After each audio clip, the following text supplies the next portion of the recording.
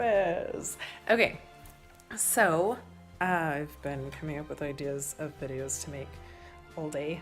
This was not one of my ideas today until I started doing stuff for my character, and I was like, hey, I'm going to print out all of the pigeons that I have sent. So in our LARP, we send pigeons to like NPCs or other PCs that we want to contact like outside of the actual gameplay. And by pigeon, we mean email, right?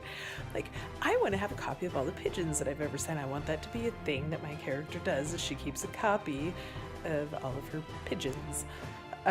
So I printed them out.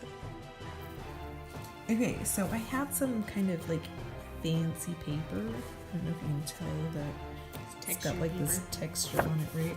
But it's still just white paper, right? And I just, you know, chose some fonts that I thought would work. This font is my character's handwriting before she turns undead. Very nice, pretty handwriting. Right. And then this is her font after she's undead. So any pigeons I sent after I went undead are in this font. Yeah. And then where's the font that I chose for the Argentine dude? So I've received one pigeon back. This one right here. From the Argentine. Okay. This is the font that I chose for them. So I've got different fonts depending on, you know, when it was or who it's from, who wrote it. Okay. But these all look very clean. I mean, I cut them down to size based on the length. This is the only one that's a full paper because it was a very long letter. There's actually some on the back too. So I wanted to age these and show you guys how to do that. So we're gonna do that. Remind me, I've never done this before. Right, we've never done this. Well, we've never officially done this before. I've like aged paper before, but not tried to make it like look really, really cool. I've like burnt edges and whatnot, but that's all I've done. Okay, so let's get started. First things first, fire! Okay, now some people do this in a different order. They will age it with tea or coffee and then distress the edges, but It smells bad. I want to distress the edges first because I don't really want the edges to look burned.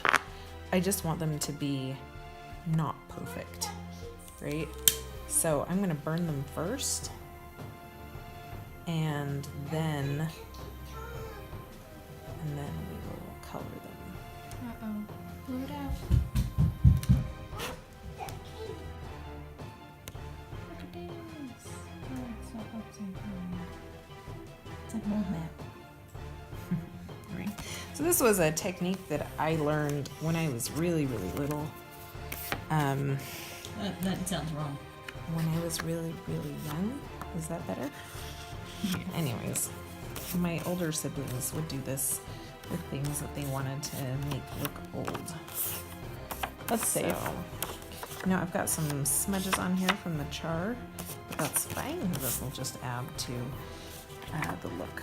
Okay, so next we're going to, so this is some tea that I've had sitting in my fridge for a while, and instead of just throwing it out, I'm going to use it. Now it's a cranberry tea, so it's red in color. So I wanted to try it out to see how it looked. We don't know how well it's going to work. Right, before using it on all of our papers. Drop it everywhere. It'll probably start the process, but we'll probably have to get a darker tea. I'll help you in a minute, Lala. It might just not be like a strong enough brew. Yeah. But we'll have to wait for this to dry. This one to dry. Father has some coffee left over.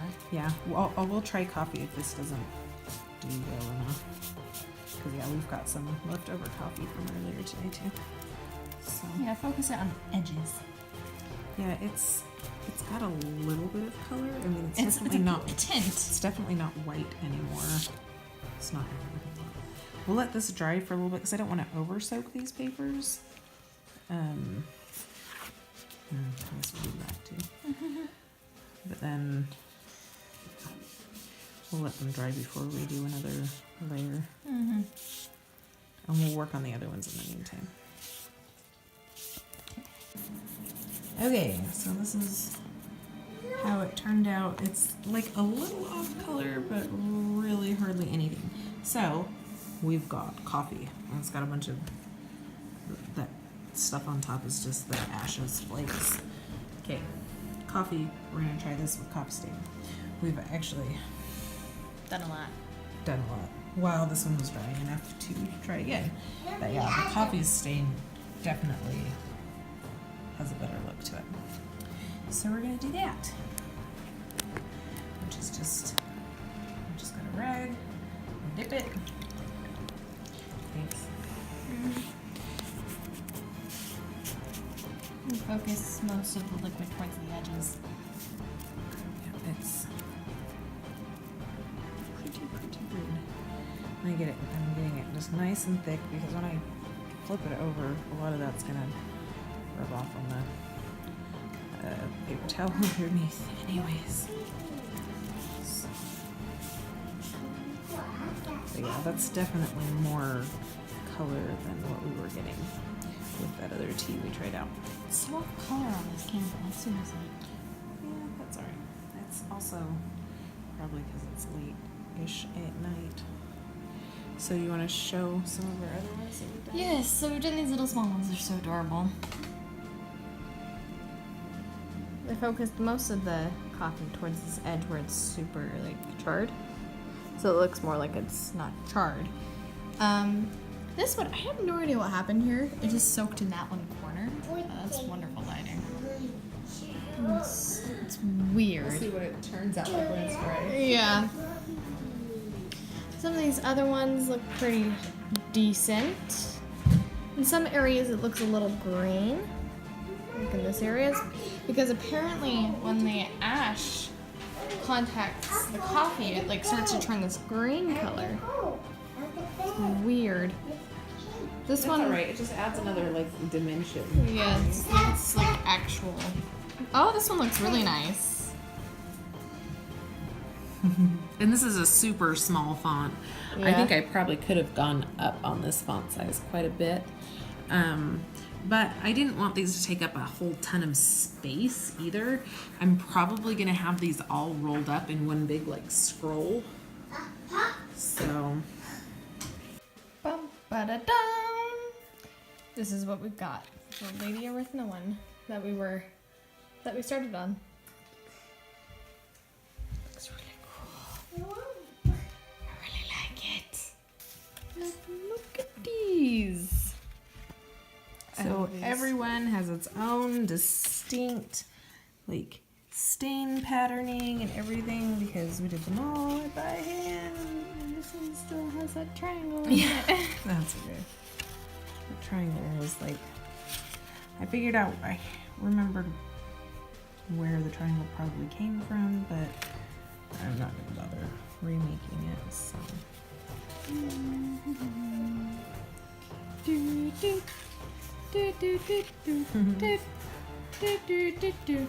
Alright, I love the way that these came out. They're so cool.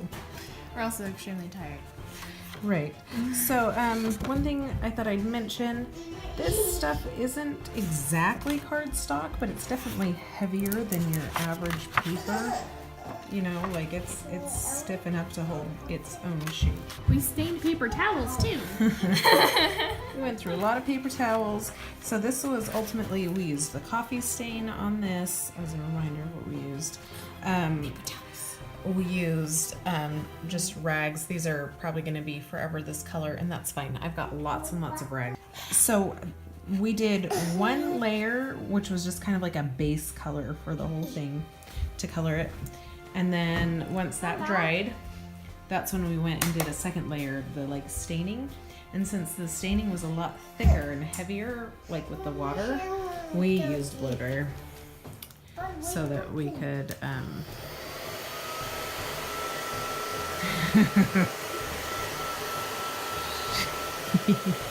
Yes, so that we could blow dry hair. No, so that we could dry the papers faster.